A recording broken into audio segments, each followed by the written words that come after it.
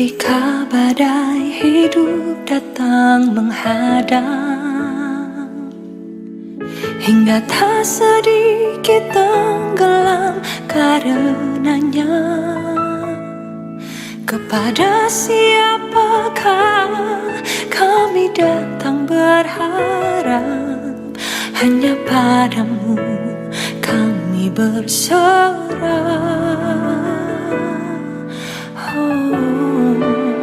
Saatnya kita bersama mengangkat tangan menyembah Tuhan. Tak diam, Dia mendengar setiap seruan doa.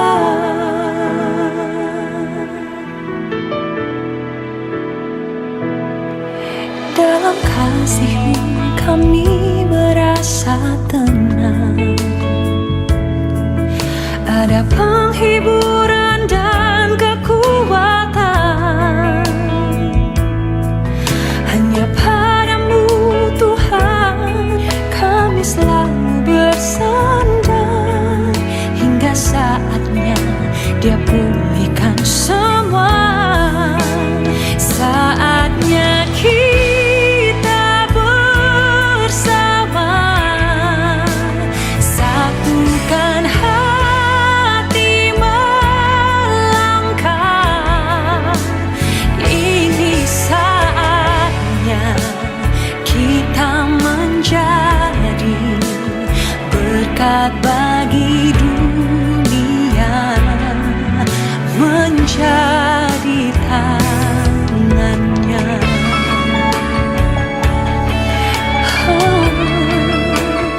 Tuhan tak diam, Dia melihat setiap pergumulan kita. Saatnya kita bersama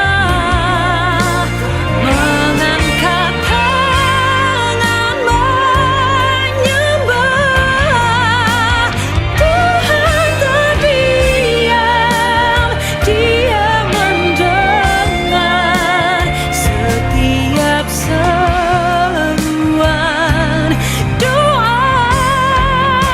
Saatnya kita bersama satukan hati melangkah. Ini saatnya kita menjadi berkat bagi dunia, menjadi tangannya.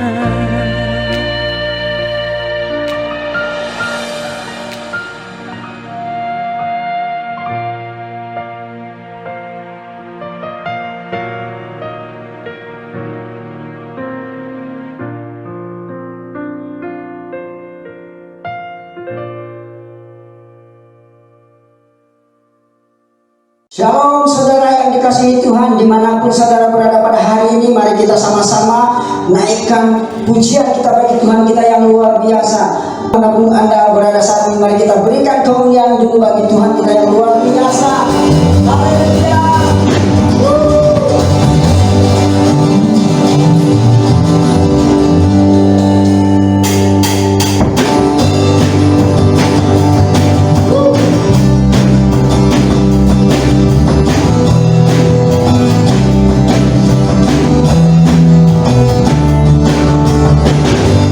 Tuhanlah kekuatan dan mas tubuh, jago gunung batu dengan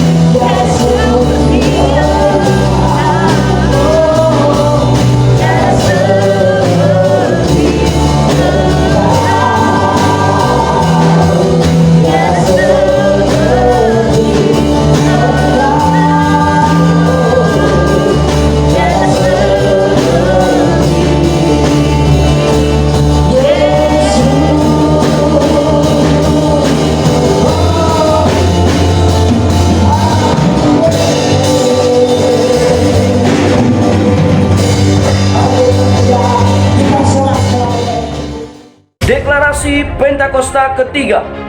Pentakosta ketiga adalah 1. Pentakosta ketiga adalah pencurahan Roh Kudus yang dahsyat di zaman now melebihi yang terjadi di Azusa Street. 2. Pentakosta ketiga akan mengakibatkan penuaian jiwa yang terbesar dan yang terakhir sebelum Tuhan Yesus datang kembali. 3. Pentakosta ketiga akan membangkitkan generasi Yeremia, yaitu anak-anak muda yang dipenuhi Roh Kudus, cinta mati-matian kepada Tuhan Yesus, tidak kompromi terhadap dosa, dan akan bergerak memenangkan jiwa-jiwa. 4. Pentakosta ketiga lahir di Indonesia dan bergerak ke bangsa-bangsa. Gerakan ini dari timur ke barat dan akan kembali ke Yerusalem. 5. Pentakosta ketiga akan memberikan kuasa untuk menyelesaikan amanat agung, dan setelah itu Tuhan Yesus datang kembali. Tahun 2021, tahun integritas. Mazmur 24 ayat 3 sampai 5. Siapakah yang boleh naik ke atas gunung Tuhan? Siapakah yang boleh berdiri di tempatnya yang kudus? Orang yang bersih tangannya dan murni hatinya, yang tidak menyerahkan dirinya kepada penipuan dan yang tidak bersumpah palsu. Dialah yang akan menerima berkat dari Tuhan dan keadilan dari Allah yang menyelamatkan dia. Mazmur 41 ayat 13 sampai 14. Tetapi Engkau menopang aku karena ketulusanku. Engkau membuat aku tegak di hadapan-Mu untuk selama-lamanya. Terpujilah Tuhan, Allah Israel, dari selama-lamanya sampai selama-lamanya. Amin. Ya, amin.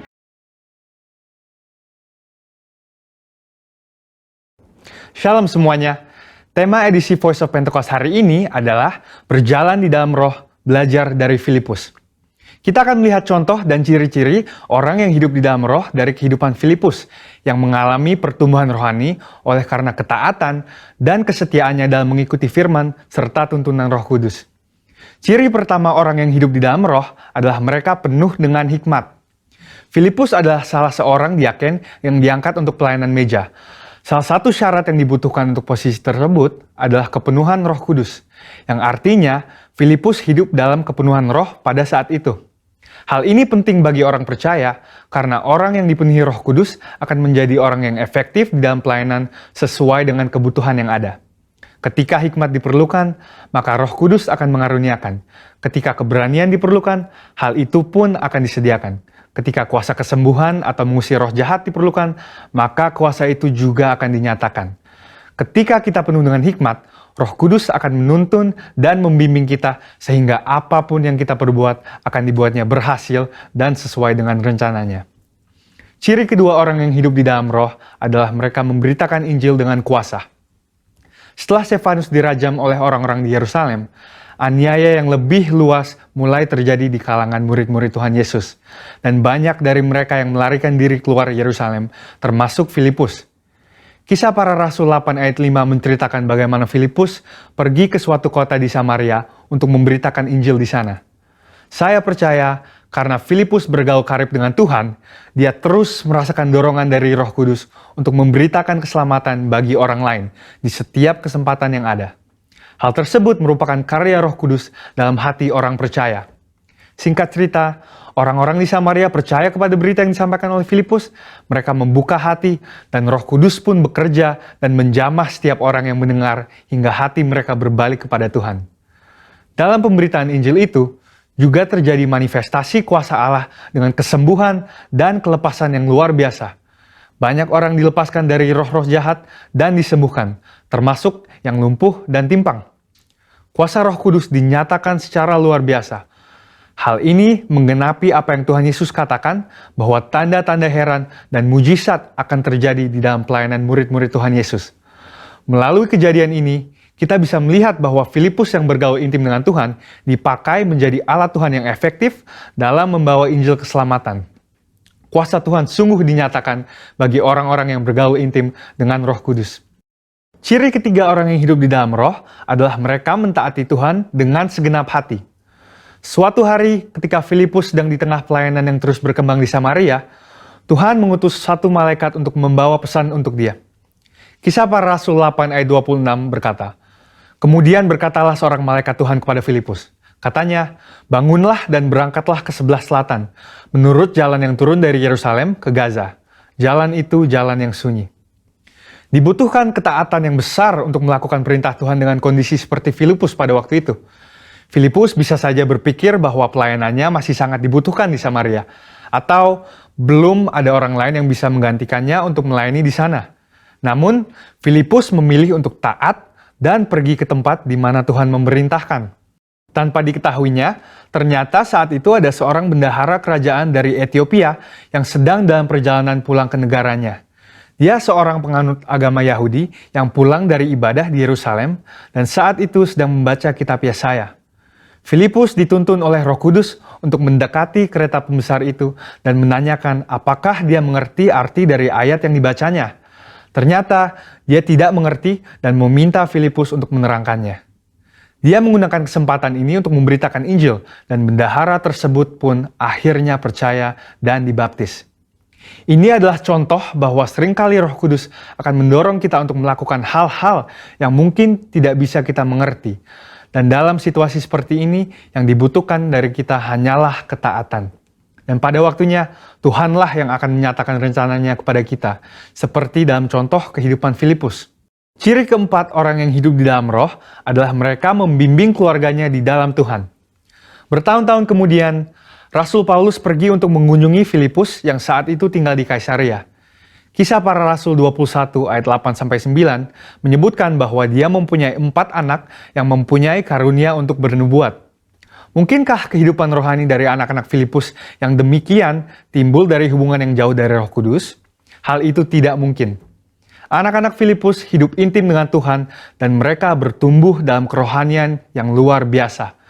Mereka bertumbuh dalam aspek-aspek kerohanian yang lain seperti mengasihi Tuhan, hidup dalam kekudusan, dan pelayanan bagi gereja Tuhan dari bimbingan ayahnya yang hidup bergaul dengan Tuhan. Kesimpulannya adalah bahwa iman kita tidak akan berkembang dengan sehat jika kita tidak mengandalkan firman Tuhan dan Roh Kudus. Sebab kehidupan yang intim dengan Tuhan harus dibangun secara intensional dan harus disertai dengan disiplin rohani dan hati yang lembut sehingga orang lain pun bisa merasakan dampak dari kuasa Roh Kudus melalui kehidupan kita. Saudara, untuk penjelasan lebih lengkapnya dari tim teologi kami, jangan lupa buka link yang ada di atas atau scan QR Code yang tersedia. Salam integritas, Tuhan Yesus memberkati. Shalom jemaat Tuhan, selamat pagi. Ya, senang sekali lagi kita bertemu di ibadah online BCM Sabah. Saya percaya pagi hari ini yang kita siap beribadah, ya bersama-sama pagi hari ini semuanya orang-orang yang sungguh-sungguh rindu untuk belajar firman Tuhan pagi hari ini. Katakan amin.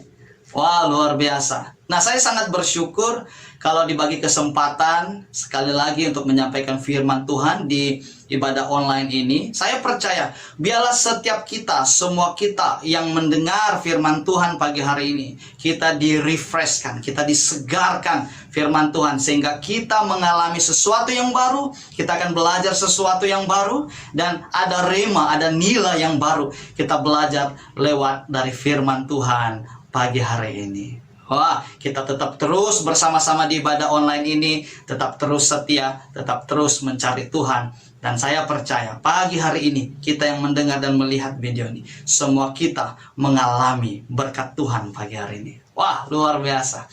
Nah, sebelum itu saya ingin ucapkan Happy Chinese New Year bagi jemaat Tuhan ataupun setiap orang yang melihat video ini. Bagi yang menyambut Chinese New Year, Happy Chinese New Year. Ya, saya percaya semuanya kita masih bersyukur dan bersuka cita. Sungguh pun keadaan pandemi COVID-19 yang terjadi hari-hari ini, ya, membuatkan kita susah mau bergerak, susah mau menyambut dan sebagainya. Tapi itu tidak mengurangkan sukacita kita. Karena apa? Karena kita boleh tetap menyambut, sungguh pun dalam serba yang sederhana. Tapi saya percaya itu semua karena kemurahan dan berkat daripada Tuhan. Yang setuju? Katakan amin. Haleluya. Nah, pagi hari ini saya mau menyampaikan satu firman Tuhan. Karena di bulan ini kita dituntun tentang takut akan Tuhan. Nah, di dalam takut akan Tuhan itu ada berbicara tentang Roh Kudus. Nah, Roh Kudus di minggu ini kita akan berbicara tentang Roh Kudus. Oleh itu, tema yang saya mau sampaikan pagi hari ini adalah menaati Roh Kudus. Wah, luar biasa. Karena di dalam takut akan Tuhan ini juga berbicara bagaimana sikap kita, hati kita, pribadi kita untuk menaati Roh Kudus. Karena Roh Kudus itu adalah bahagian daripada Allah Tritunggal itu.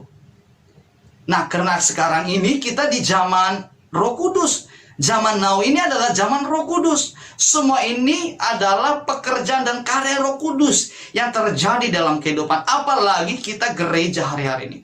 Saya mau katakan ini kepada kita tentang Roh Kudus ini. Mungkin banyak kita tidak mengerti apa itu Roh Kudus. Mungkin banyak kita tidak memahami bagaimana Roh Kudus bergerak. Mungkin kita tidak memahami apa itu Roh Kudus. Kita mungkin baru pertama kali dengar. Ya, banyak gereja-gereja Tuhan juga hari-hari ini tidak percaya dengan Roh Kudus. Tapi saya mau katakan kepada kita, hari ini kita ada karena ada Roh Kudus di dalam hidup kita. Ada Roh Allah ada dalam hidup kita. Oleh ini saya mau sampaikan ini dengan sejelas-jelasnya bahwa Roh Kudus itu adalah komponen yang sangat penting khususnya di dalam kehidupan kita kekristenan hari-hari ini. Sebelum kita masuk di poin tentang bagaimana kita harus menaati firman Tuhan, kita mau belajar hari ini bersama-sama. Kita mau belajar. Sebelum masuk di poin itu, kita perlu tahu, mengerti apa itu Roh Kudus. Nah, Roh Kudus itu seperti apa sebenarnya? Ini saya bagikan kita ini supaya mindset kita, ada pengetahuan yang baru, ada nilai yang baru.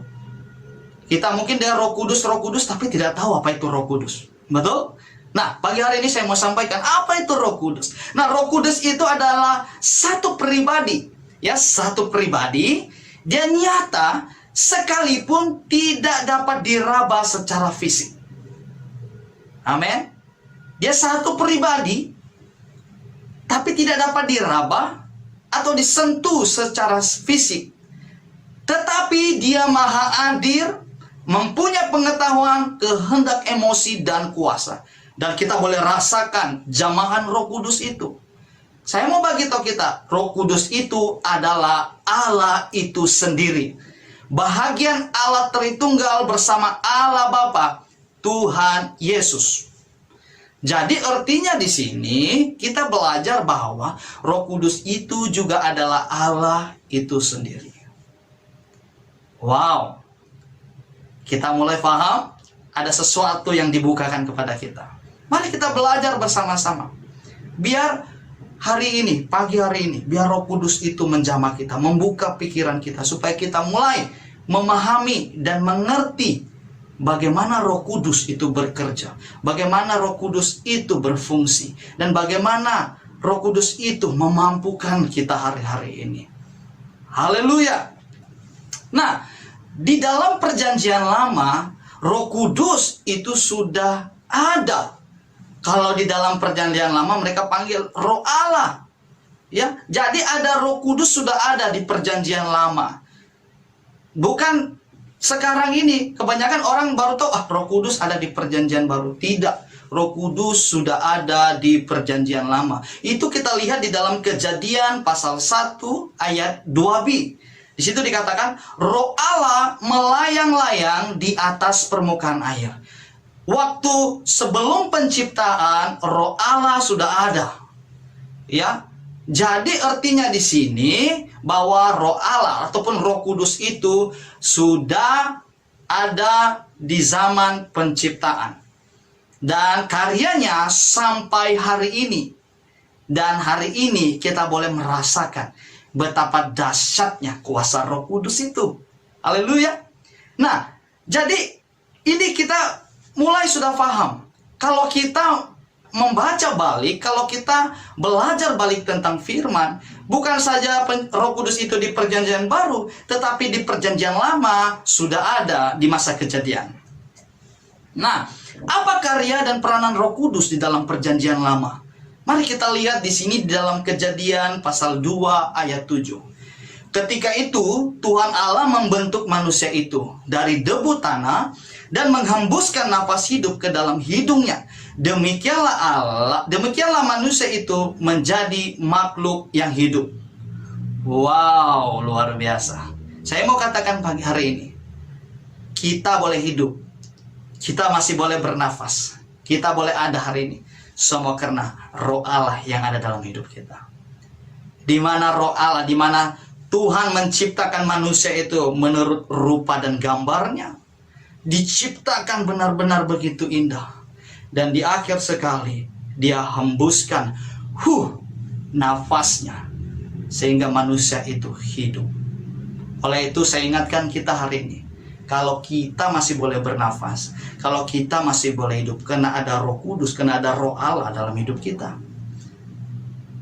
Oleh itu kita ini ciptaannya, seharusnya kita sungguh-sungguh datang kepada Tuhan, karena Dia yang mencipta kita. Kalau Tuhan ambil rohnya dari hidup kita, saya percaya kita akan mati.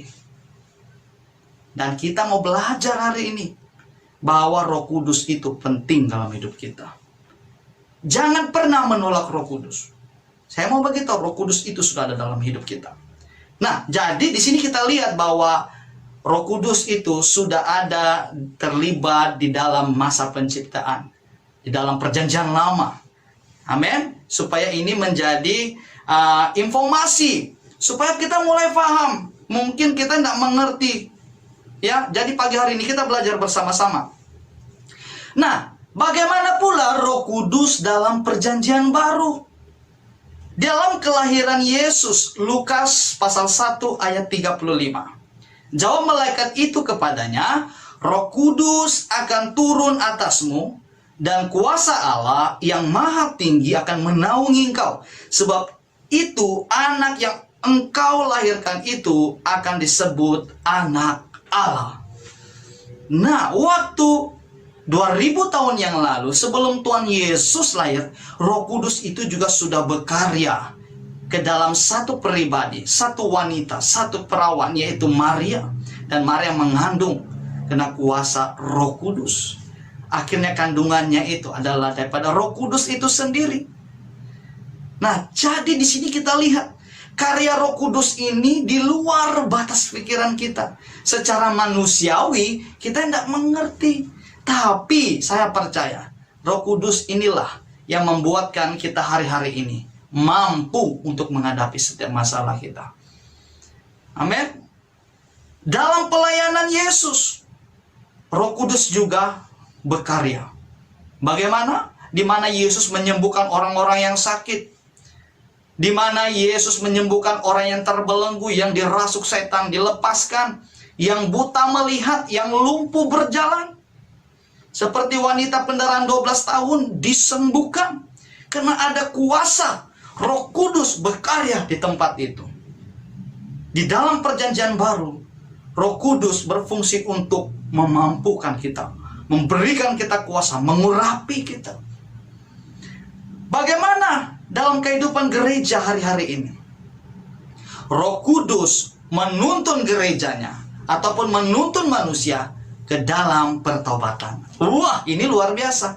Mari hari-hari ini kita yang belum bertobat sungguh-sungguh, yang masih hidup dalam dosa, masih hidup dalam kegelapan, saya mau katakan begini. Berdoa, minta Roh Kudus mengurapi. Minta Roh Kudus untuk membawa kita hidup di dalam pertobatan yang sesungguhnya. Haleluya. Roh Kudus juga memberikan kita visi dan misi bagi gereja. Bukan saja gereja, tapi di hidup kita pun Dia bagi misi dan visi. Wah, ini luar biasa lagi karya Tuhan ini. Dia membuka pikiran kita, Dia membuka mindset kita supaya kita mulai bergerak, mulai menjalankan visi kita, mulai menjalankan misi Tuhan Yesus Kristus. Dia juga memperlengkapi gereja, menetapkan orang-orangnya. Dia perlengkapi gereja Tuhan hari-hari ini. Dia perlengkapi anak-anak Tuhan hari-hari ini supaya sungguh-sungguh datang kepada Tuhan. Memperlengkapikan dengan talenta-talenta sehingga mereka boleh melayani. Orang yang sakit ditopang tangannya boleh sembuh. Ada yang boleh mengajar firman Tuhan. Ada yang boleh menasihati. Ada yang boleh bernubuat. Karena Roh Kuduslah yang melakukan semua itu. Wah, luar biasa hari-hari ini. Nah, fungsi Roh Kudus dalam perjanjian baru ini, tadi ya saya sudah sampaikan, saya sudah katakan dari awal tadi. Roh Kudus itu sebagai penolong. Kita boleh hadapi masalah hari ini. Kita yang hari ini mengalami tekanan, tapi kita boleh mampu hadapi masalah itu. Karena ada Roh Tuhan yang menolong kita. Mungkin kita yang sakit, secara tubuh kita tidak mampu. Tapi ada Roh Tuhan yang memberikan kita semangat sukacita untuk kita perkatakan dengan iman, saya pasti sembuh. Karena itu kesembuhan itu terjadi waktu Tuhan menyembuhkan dan ada kerjasama di antara kita. Apa kerjasama itu? Iman kita. Iman kita dibangkitkan karena ada Roh Tuhan dalam hidup kita. Wah, luar biasa nih. Dan juga roh kebenaran. Saya mau bagi tahu kita, mungkin pernah kita hari ini, ataupun sesiapa, ataupun saya secara pribadi, Roh Kudus itu kan roh kebenaran. Mungkin kita pernah jatuh dalam dosa. Ya, dulu saya pun pernah hidup dalam dosa, jatuh dalam dosa. Pernah satu kali saya jatuh dalam dosa. Waktu saya tahu itu dosa, saya tahu itu salah, saya lakukan. Waktu saya lakukan, timbul di hati saya itu rasa bersalah, rasa terintimidasi. Kenapa? Karena kita tahu itu salah. Bagaimana kita tahu itu salah? Karena ada Roh Kudus yang memberi kita tahu, yang menyadarkan kita bahwa itu salah. Karena Roh Kudus itu adalah roh kebenaran. Semua yang benar itu datang darinya, datang dari Tuhan, yaitu Yesus Kristus. Roh Kudus itulah yang menyadarkan kita, menyadarkan saya secara pribadi. Yang ketiga, sebagai penghibur. Mungkin kita tertekan, kita kecewa, kita sedih. Tapi waktu kita datang kepada Tuhan, kita katakan kepada Dia, I love you Lord, I love you Lord, with all of my heart. I love you Lord, how I love you Lord, I love you Lord, forever I love you Lord. Mungkin kita rasa sedih secara manusiawi, tapi waktu kita datang kepada Tuhan, Dia memberikan kita kelegaan, menyentuh hati kita, sehingga kita merasakan ketenangan, kita merasakan kekuatan, sukacita dari Tuhan. Itu yang membuat kita katakan begini, terima kasih Yesusku, buat anugerah yang Kau beri. Sebab hari ini Tuhan adakan syukur bagiku. Wah, luar biasa. Saya percaya kalau dari rumah kita masing-masing, waktu kita menyanyi, mungkin dalam hati kita katakan, bless the Lord, oh my soul. Dari rumah waktu dengan segenap hati, pasti ada penghiburan. Tuhan turun atas kita. Wah, luar biasa. Nah, Roh Kudus juga memberi kita kan sumber kuasa. Sumber kuasa dalam hidup kita. Saya mau ingatkan kita hari-hari ini. Kita yang melayani, termasuk saya secara pribadi. Kita tidak boleh melayani tanpa Tuhan Yesus. Dengan kekuatan kita terbatas.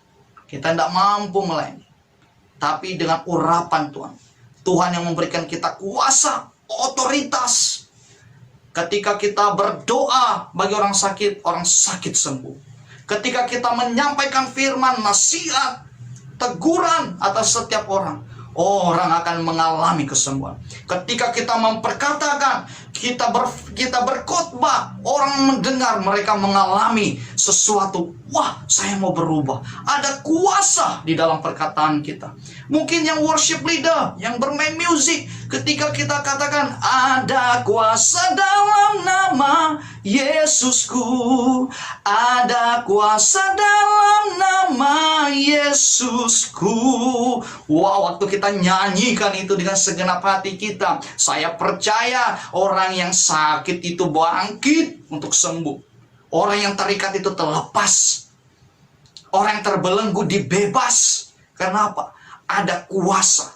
Ada kuasa bukan karena nyanyian kita, tapi karena ada urapan Tuhan turun ketika kita katakan dengan segenap hati, ada kuasa dalam nama Yesusku.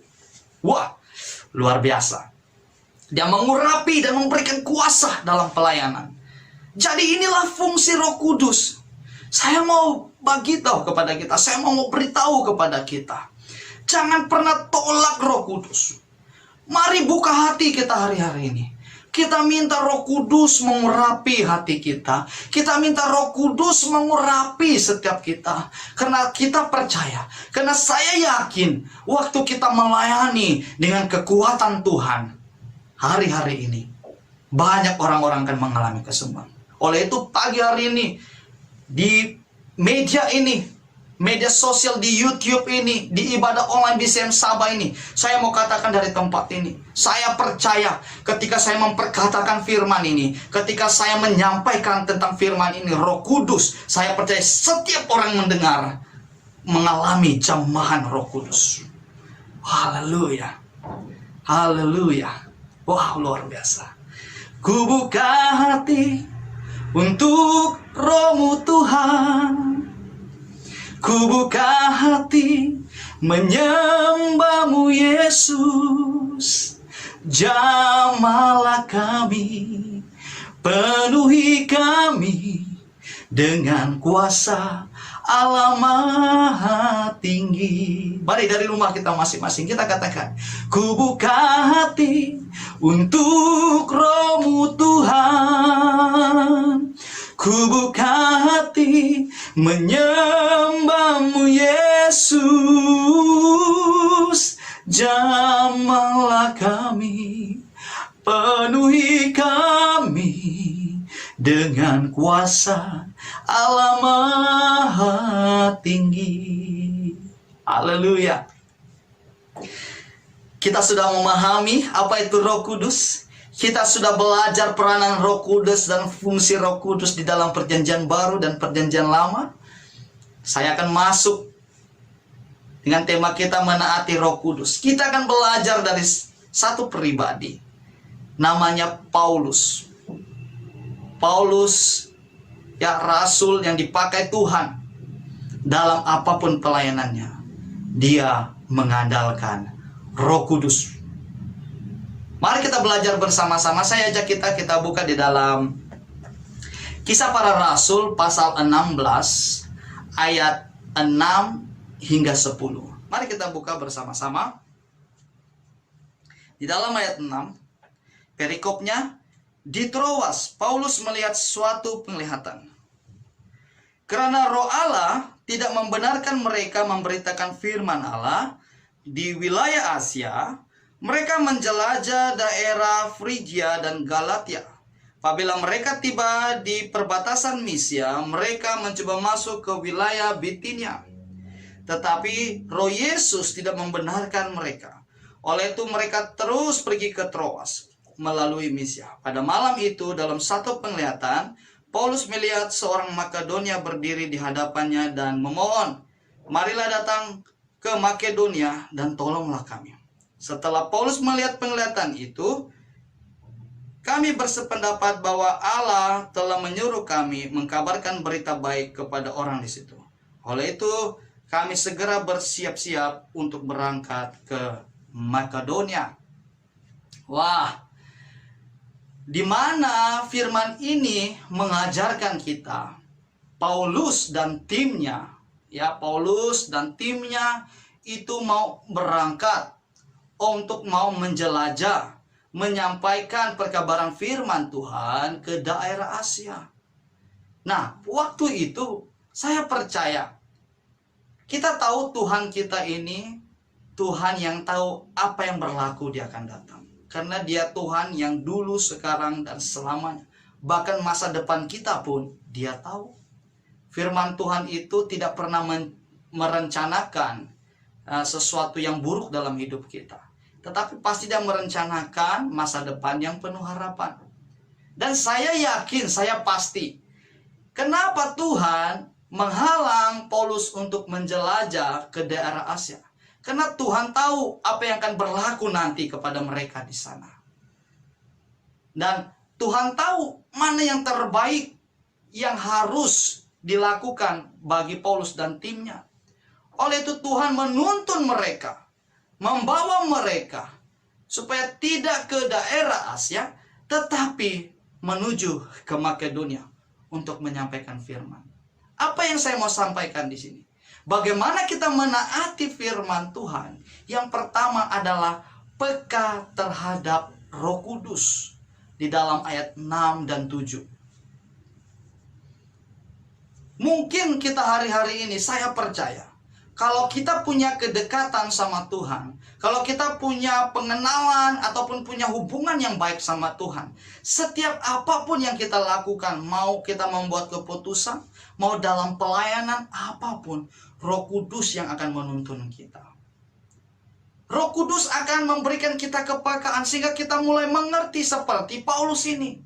Tetapi banyak kita, sungguh pun kita tahu itu Roh Kudus yang berbicara, tetapi banyak kita melanggar perkataan Roh Kudus itu sendiri.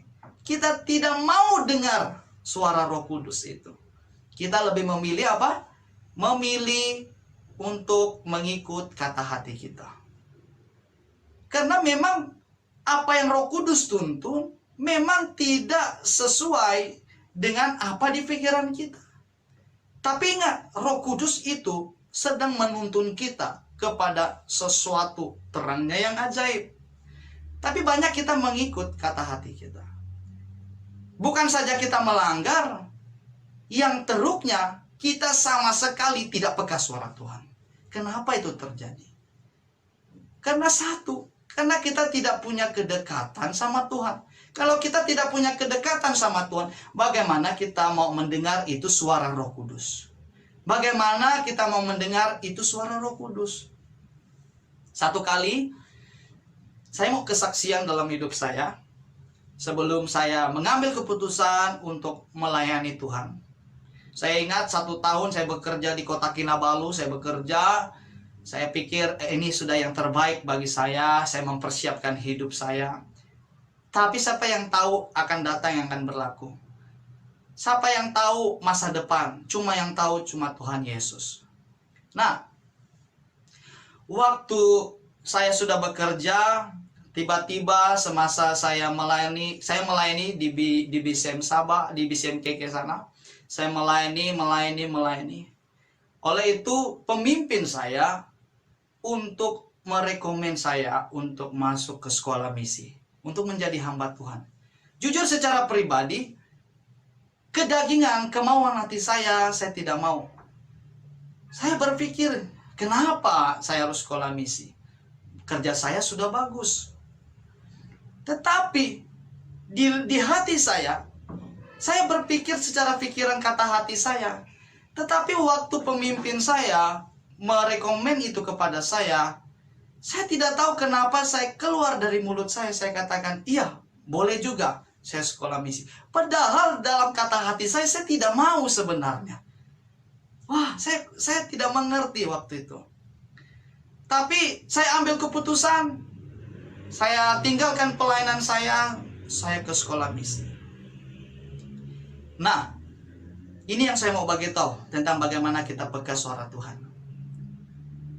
1 minggu sebelum saya jalan ke sekolah misi, sebelum saya belajar 3 bulan ke Pontianak untuk sekolah misi. Tahu tidak? Waktu itu tiba-tiba tawaran datang kepada saya. Tawarannya apa? Saya dipanggil interview untuk jadi custom. Wah, hati saya berkecamuk, kontra. Apa yang saya harus pilih? Saya mau sekolah misi, ataupun saya batalkan rencana saya mau sekolah misi, saya pergi ke interview custom. Saya dipanggil. Saya berdoa, saya tanya Tuhan, mana yang terbaik? Tuhan, bagaimana ini Tuhan? Karena waktu itu saya coba pakai kata hati saya, tapi hati saya kontra. Saya tanya Tuhan, bagaimana ini Tuhan? Saya katakan, Tuhan, kalau Engkau mau pilih saya menjadi hamba-Mu, biarkanlah saya jalan dengan senang hati, tenang hati untuk masuk sekolah misi ini. Waktu itu berjalan, akhirnya apa? Saya pilih sekolah misi dan menjadi orang misi. Nah, waktu itu saya diingatkan tadi poin yang pertama, di mana peranan Roh Kudus dalam perjanjian baru, yaitu Roh Kudus berperanan memilih orang-orangnya. Wah, ini rema yang saya dapat. Ketika saya menyampaikan firman, saya dapat rema ini. Ini meneguh dan menguatkan lagi saya. Saya percaya kalau saya memilih untuk jadi sekolah misi, menjadi hamba Tuhan, saya percaya karena Roh Kudus yang pilih saya. Oleh itu, saya menguatkan teman-teman hari ini yang sudah melayani, yang sudah menjadi pelayan Tuhan, maupun pelayan biasa, mau hamba Tuhan dan sebagainya. Saya mau bagi tahu kepada hari ini, kalian sudah dipilih Tuhan. Katakan amin. Kalian itu orang dipilih Tuhan. Roh Kudus sudah memilih kalian. Jangan sia-siakan panggilan itu. Ketika kita dipilih, karena Roh Tuhan tahu kitalah orang pilihannya. Tapi banyak kita hari ini, banyak yang terkandas, pelayan-pelayan Tuhan terkandas, tidak lagi melayani, karena masalah pribadi saja, masalah hati saja, masalah karakter saja, semuanya tinggalkan Tuhan. Belum lagi dengan masalah pasangan, belum lagi dengan godaan-godaan uang, jabatan, tinggalkan Tuhan semuanya. Tapi saya mau bagi tahu kepada hari ini, saya mau ingatkan kita yang mendengar hari ini, firman Tuhan hari ini, saya mau katakan, kamu yang mendengar firman Tuhan hari ini, kalau kita sudah pilih untuk melayani Yesus, bukan saja sebagai pelayan Tuhan, kita juga sebagai jemaat Tuhan yang sudah memilih bahwa Yesuslah Tuhan kita. Kalian itu adalah orang pilihan. Jangan sia-siakan itu. Saya mau katakan itu. Paulus orang pilihannya Tuhan. Dulu orang yang jahat, pembunuh, pengkhianat, penganiaya, tapi Tuhan pilih dia menjadi alatnya. Wah, luar biasa. Karena Paulus pekahkan suara Tuhan. Yang kedua, Paulus itu mendapat pesan Roh Kudus. Bagaimana dia dapat pesan ini? Karena dia punya kedekatan sama Tuhan. Tuhan itu boleh berbicara lewat apa saja. Di mana Paulus mendapat pesan ini? Melalui mimpi. Dia melihat ada orang Makedonia minta tolonglah kami. Wow, mungkin ada orang di sekitar kita. Mungkin bukan mimpi, tapi orang di sekitar kita hari-hari ini di masa pandemik ini. Mungkin ada orang sekitar kita bilang, tolonglah saya tidak mampu, ini dan sebagainya. Apa peranan kita sebagai anak-anak Tuhan? Maukah tidak kita mendengar pesan ini?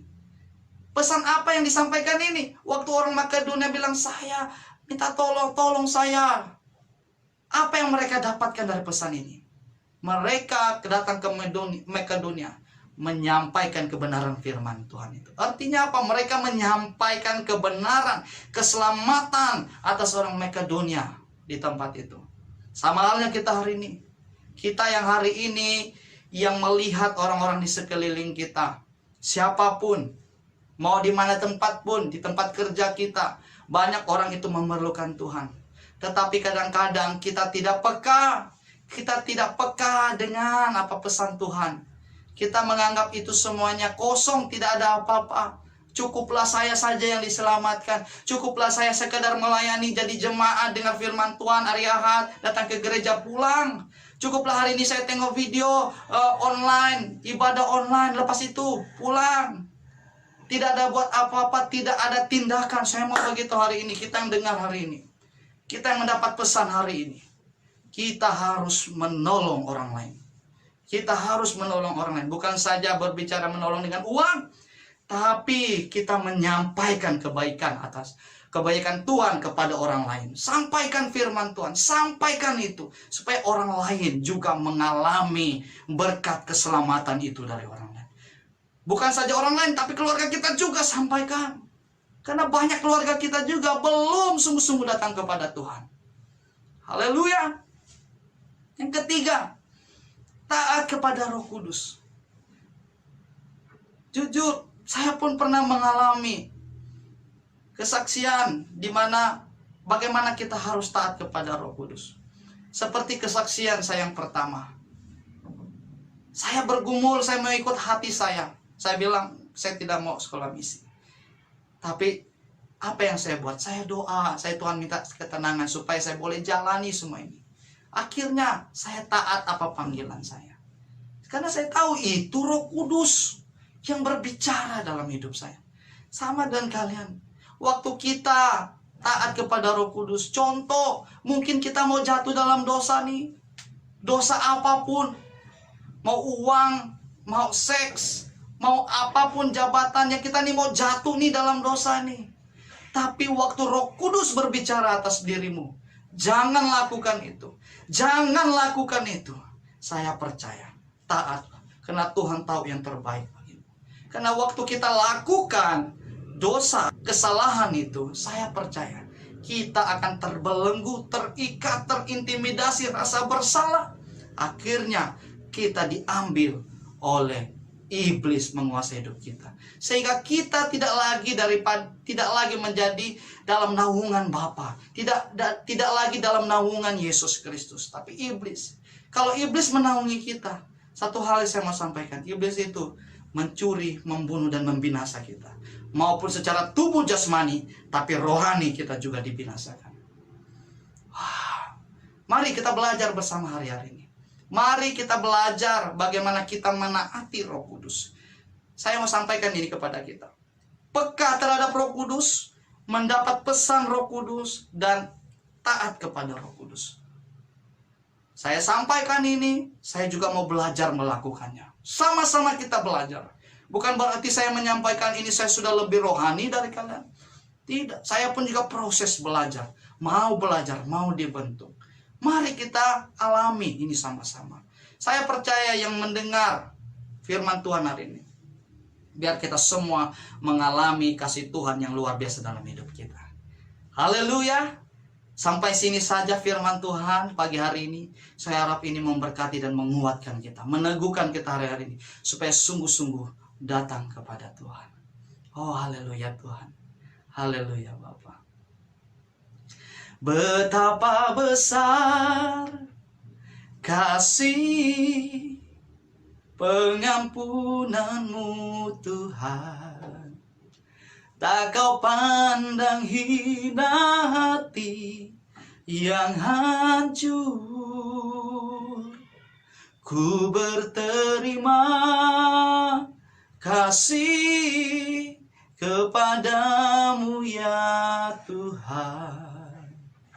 Pengampunan yang kau beri, pulihkanku. Pengampunan yang kau beri, pulihkanku.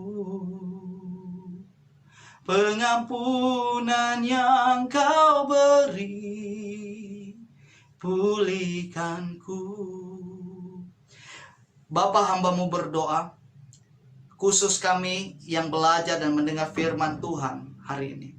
Hamba-Mu berdoa kiranya Tuhan Yesus mengurapi kami semua, biarlah firman ini bertakhta, tersimpan, tertanam di loh hati kami, sehingga semua kami yang mendengar firman hari ini, kami mulai melakukannya, dan kami percaya Roh Kudus mulai memampukan kami. Berikan kami kekuatan hari-hari ini, curahkan kekuatan yang baru, yang ekstra atas semua kami ya Bapa, atas semua umat-umat-Mu yang melihat ibadah pagi hari ini ya Bapa, dan mendengarnya Tuhan. Terima kasih Yesus. Ini doa kami. Mari kita angkat kedua belah tangan kita. Terimalah berkat daripada Allah Bapa, cinta kasih daripada Tuhan kita, Yesus Kristus, yang menyertai kita dahulu, sekarang, dan sampai selama-lamanya. Sampai yang menjemput kita di awan-awan yang permai. Tuhan Yesus datanglah, yang sudah menerima berkat Tuhan. Mari kita kata bersama-sama. Amin. Haleluya, Tuhan Yesus memberkati.